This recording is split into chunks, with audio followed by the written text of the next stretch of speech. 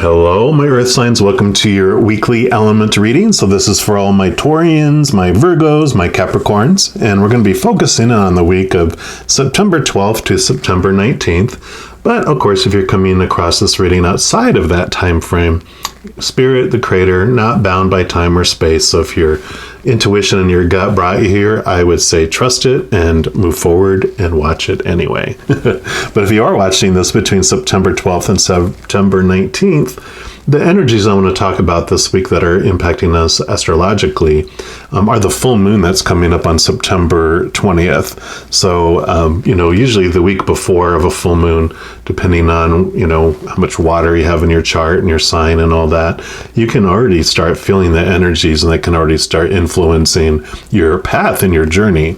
So, that definitely is something that's coming in. We've had 2 full moons the last 2 months in Aquarius, which has brought us this really dreamy type of energy about I'm going to change the world or I'm going to change my life. Just really a lot of dreams about what we want to do. And this Pisces energy is bringing in this wonderful focus into practical planning and movement as well. So there's that energy is coming in this week. I did create separate readings by zodiac sign for the Pisces full moon, which I'll throw the playlist at the end of this, so you can check that out if you want. And if you want to be notified of whenever all these new videos that I create come out, just make sure to hit the subscribe button and hit the little bell as well, and then you'll get notified when those come out. So all right, well, let's dig in here and see for our Earth signs, what does the Creator want you to know for this week? We're going to start off by pulling a Star Temple Oracle, and this is just going to be what overall for the week the Creator would like you to know. Just Star Temple, very Piscean for this week. It drew me to it, so. All right, so for our Earth signs, what else, or what would you like them to know about this week coming up? Okay, there we go. Leaping right out. And you have the Maya, the card number 2, Beloved Zeus, which is lovers. The cosmic union is destined for greatness. So I definitely love that joining together here. Of course, it does feel very much like the Lover's card in the tarot, the major arcana. So this joining together, this beautiful new love. And this is a general reading. So for some of you, it could be moving into this new level of love. If you currently have one, or if you're searching for an external love, then, it could be that some new teacher around relationships is entering your life. And so if you want to pursue that, definitely we'll see what else comes about as we continue the reading here. But one of the big things I love about the Lover's card, love, is that it can represent the joining of our human side, our little, fight or flight human being that, is small and feels limited and powerless and running along on this small, little planet in the universe, and becoming aware of our real self, our higher self, that powerful, supernatural, eternal spirit being made of unconditional love. And that can be the new love that you're moving into a higher level and awareness with that as well. Let's see what other message comes with this card here. Yep. Like I said, the cosmic union destined for greatness, synergy, divine partnership, co-creating. So if you're currently single, this Stargate symbolizes a passionate, devoted, and spiritual connection flowing in for you. New love is on the horizon. Alternatively, this card signals the deepening of an existing relationship with more intimacy and greater connection. So what we were talking about. Either way, you lift each other up to the stars. Together, you co-create synergy and stardom. Maya encourages you to integrate the sacred feminine and masculine within to draw in and expand the multi-dimensional love you are so worthy of. Wow. Yeah, definitely a lot of new type of love coming in. And even if it's, like you have this, like I said, this new teacher coming in to teach you about love. A lot of, I know my experience with relationships, each of them were teachers showing me how I felt about myself until I saw it. And so, now I kind of revert more to a higher spiritual connection, because once you taste of that unconditional love of this cosmic union, the physical conditional love that we experience as humans doesn't quench your thirst. That beautiful unconditional love from the Creator, from all those powerful beings of unconditional love and light on the other side. That love just is like, mwah, mwah, mwah. So good. All right, we're also going to pull some cards from this everyday tarot and just see what else the Creator wants you to know about this love coming in.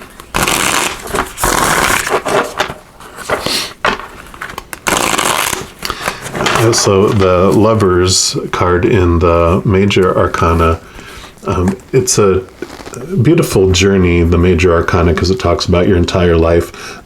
And that's the number 6 in the Major Arcana, and you have 4 and 5 before it, which are the Emperor and the Hierophant. And the Emperor has, this desire to, the kind Emperor side of it is, here's some rules and here's how we can organize and control to make sure while these, thousands of people that are going to live close to one another, that we don't kill each other and that we don't, spread disease by our actions and everything. And so it's like, here we go. We're going to have these, ways we do things, carry all your waste outside the city. Don't have it run down the middle of the road, those types of, important things. And then the Hierophant kind of does it just with our spiritual life. And so it has this, this is how we're going to do it. We can all join together in this belief so that we can help this and do this. And so in the beginning, it's very kind and centered in the heart. But then the human ego gets involved, which those things then become about power, gaining more power, keeping power, taking power from others, right? And so it can turn into this dictator feeling where it's suppressive. Well, the Lovers comes after that, which that represents this passion we have inside. When we get brave enough as children, usually young teenagers, where we're like, you know what, I have a crush on someone, or I have this passion for something, whether it's, a singer or a musical group or something I want to go see that's so important to me. I have this passion for it that I'm willing to break away from these suppressive rules, right? And so I also love that too, because this represents, this newfound passion and bravery that you're moving beyond the expected, beyond the should be and the need to and the have to, and moving in that. So they also wanted me to share that with you. So let's see what else by the cards here. What else do you want our beautiful earth signs to know about this coming week, please? Okay. I feel like we've got that one and that one. Okay. Any others? Whoa. I guess so. Got those and those two. Almost ended up on fire in the candle there. All right, so you've got the King of Cups. Cups, of course, are your emotions. And I love that you have the King here, because this does represent it's like Christ's love. It's unconditional love. He even has the goblet here, which is the Holy Grail or the chalice. And what's in there is the essence of the Creator, the living waters, the unconditional love. So what we were talking about here, even with this beloved Zeus, lovers, cosmic, this is definitely representing that beautiful love from above. And the King, he's at the end of the cups. So he's been through the emotional journey all the way from the Two of Cups all all the way up. So he has learned and gleaned so much in his life about emotions. And so this is like being aware of your emotions. And one of the big lessons the king learned going through all of that is that we can, react too emotionally to things. I mean, you're earth sign, so you know how to ground yourself. And so this is a message of, you're going to be flooded with this amazing, amazing love. And then also make sure to stay grounded, and don't just be fully in your heart, but also bring, some balanced mind in. And I don't have to say more for your earth signs, because you guys are the masters of being able to ground yourself and not, fly off into the universe. You have a beautiful anchoring ability to stay, connected to this earth, to where you can actually let that love flow in to you and flow out to the world. You don't drift off and get sucked up into the, the cosmos, the cosmic union. You're like, bye, I'm leaving. It's like, nope, you're going to stay here, and bring that beautiful love into your human life here, and into those around you as well. Yeah, because here you have the Empress, which she is all about creativity. She is about Mother Nature, Mother Nurture, new birth, new things coming. So definitely a very freeing card. And this is how you feel before. This is number 3, so this comes before the Emperor and the Hierophant. So this is how you feel free in the outside world, right? And I love that she's also carrying this vessel, which, because this has the star at the top, that's the Aquarian. This is like the vessel. Aquarian, the star card in the major arcana refers to Aquarians, and they're the water bearers that bring this vessel, this unconditional love. And so this again really is reiterating this beautiful flow that comes. And you've got divine father, divine mother type of energy here as well, which is beautiful because it mirrors this. In fact, I kind of want to put them like this. And then you have the 5 of Cups. So again, all about emotions. And this is looking out and seeing what, if we focus on what we've lost or what is no longer fulfilling us, because those of course are now empty.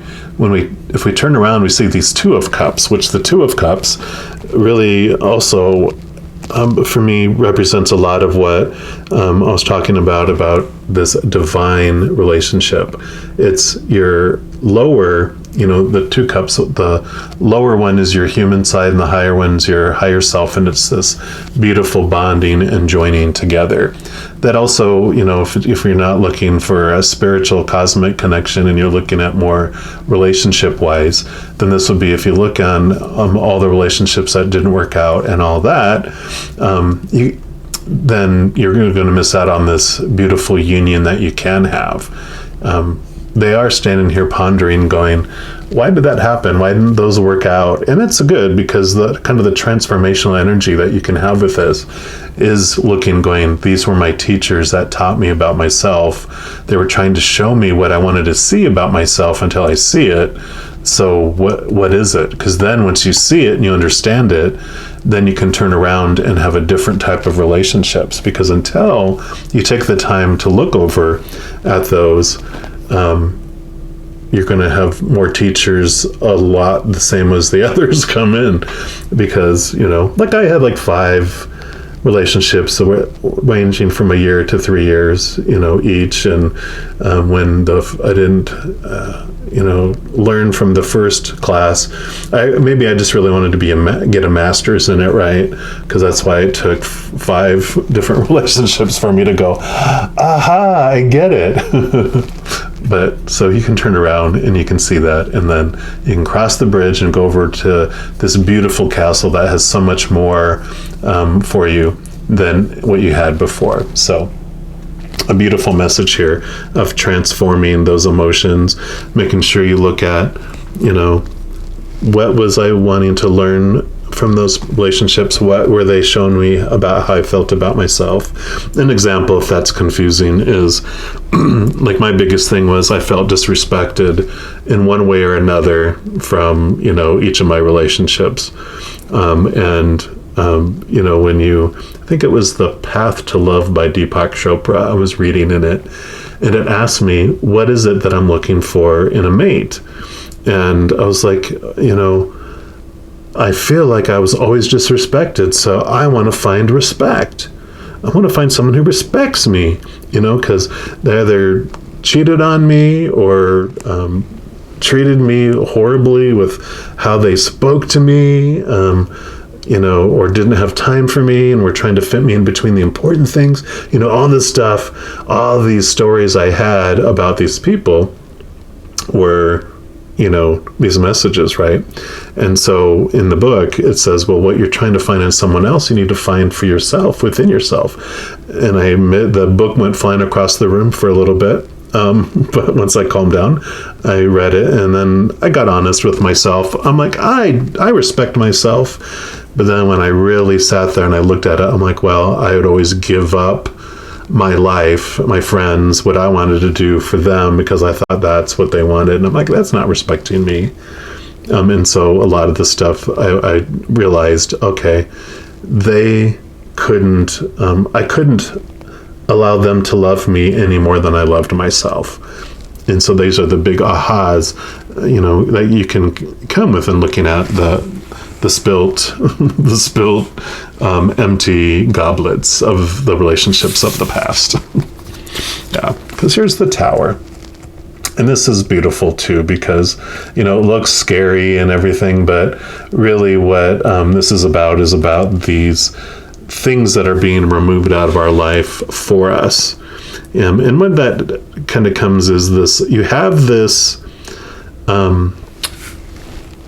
awareness with this card, is what it tries to bring, is you are a soul, you're that powerful being, you come down here, but before you come down here, you decide what avatar you're going to be in this game.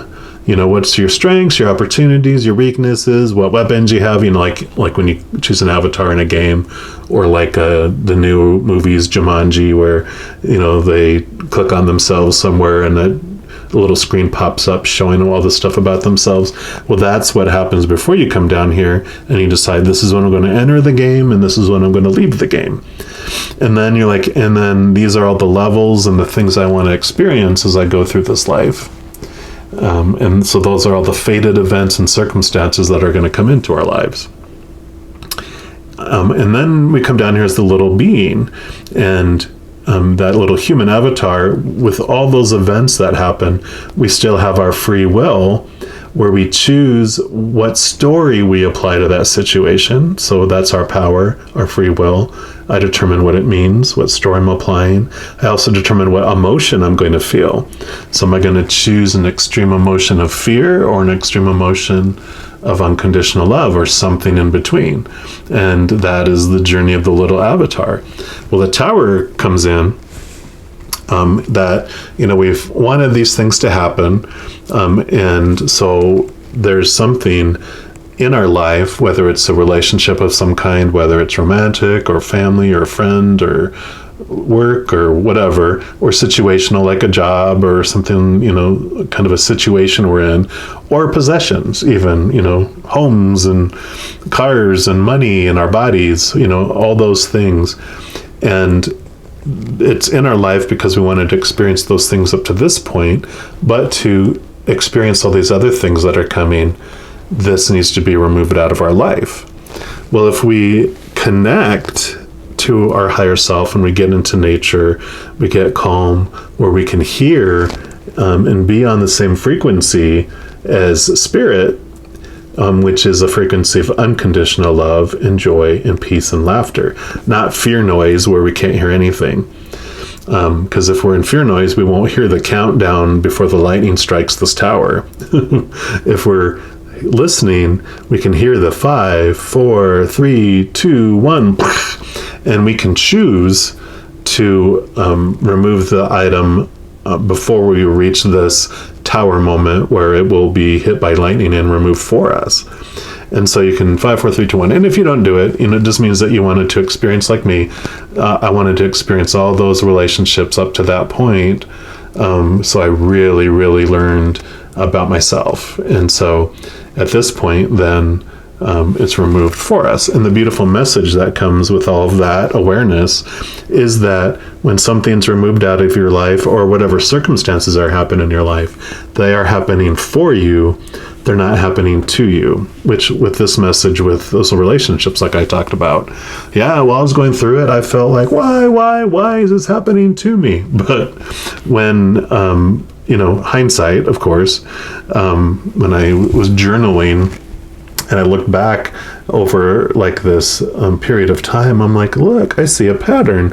I see the same thing happening over and over again, but it was this beautiful, awareness after the fact that, okay, you were my teachers. I asked you to show this about me. You weren't doing something to me. You were reflecting for me. So there you go. And then the last 2 cards here. Oh, I love it. So you've got the 6 of Swords. Swords are your thoughts, your beliefs, your mindsets, your attitudes, your expectations.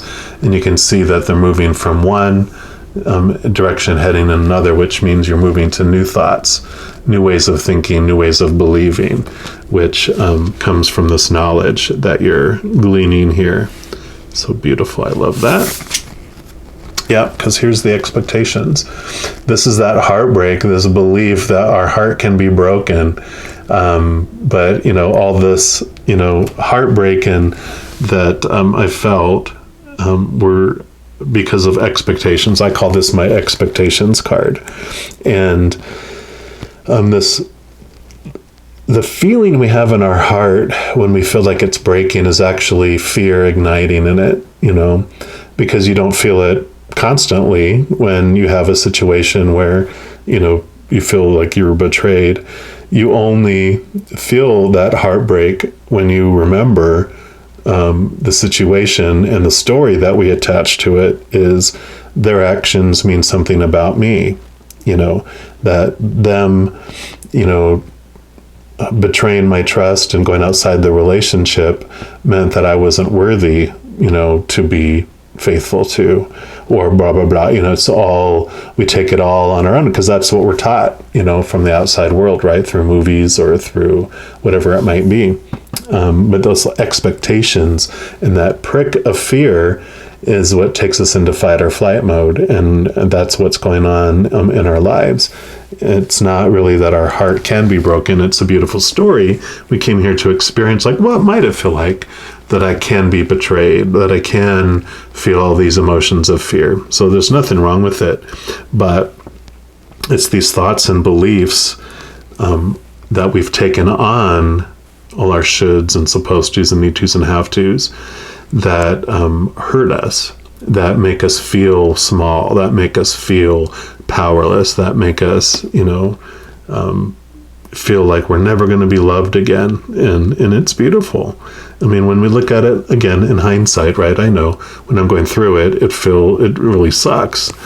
But the more we learn from it, the more free we become, and we can move our thoughts and beliefs into a new area, from feeling powerless to feeling powerful. Instead of feeling limited, we feel limitless. And, you realize that other people's actions tell us a lot about how they feel about themselves too. Like, I've had people who, their spouse cheated on them, and that destroyed their trust in their marriage, and so they ended up divorcing, or the other person left them for someone else, and you hold this definition of that, allowing that situation to define you. But then you look at it and like, well, they went from that one, and then they went and left him for someone else, and they left him for someone else, and they left him for someone else. I'm like, obviously that's not about you, right? Because if you were the one that wasn't able to make them happy, then the other person, but all these other people evidently didn't make them happy either, because they weren't happy on the inside. And so you have this beautiful awareness that comes from that even, that I can't make anyone else happy, because you can give someone the world and they can still choose to be unhappy. But also the beautiful little mirror that happens is that no one can make you happy. You have to choose to be happy on the inside yourself for no reason at all even. And then no one can take that reason away. And then what anyone else does is just extra above and beyond abundance in your life. You don't need them to do anything for you to be happy. They just make it maybe easier for you to choose happiness. But ultimately, it's up to us how we choose. So, all right. And then finally, we're also going to pull a card here from the Soul Truth deck and just see what the final message the Creator has for you for this week.